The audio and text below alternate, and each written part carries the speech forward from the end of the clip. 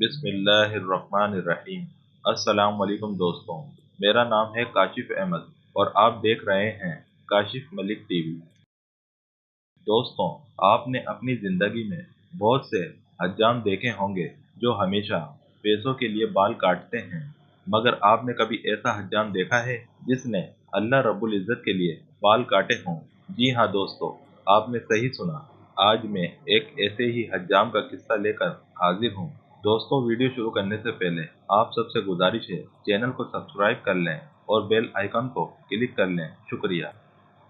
محترم ناظرین، حضرت جنید بغدادی رحمت اللہ تعالیٰ علیہ فرماتے ہیں، میں نے اخلاص ایک حجام سے سیکھا۔ میرے استاد محترم نے کہا، تمہارے بال بہت بڑھ گئے ہیں، اب کٹوا کے آنا۔ پیسے کوئی تھے نہیں پاس۔ حجام کی دکان کے سامنے پہنچے تو وہ گاہک کے بال کاٹ رہا تھا۔ حضرت جنید نے عرض کی، چچا جان، اللہ کے نام پہ بال کاٹ دو گے؟ دوستوں، یہ سنتے ہی حجام نے آپ کی طرف دیکھا اور کہا، پیسوں کے لیے تو روز کاٹتا ہوں، مگر اللہ کے لیے آج کوئی آیا ہے۔ حجام نے گاہک کو سائڈ پر کیا اور حضرت جنید بغدادی رحمت اللہ علیہ کا سر چوم کے کرسی پہ بٹھایا اور روتا ہوا بال کاٹتا رہا۔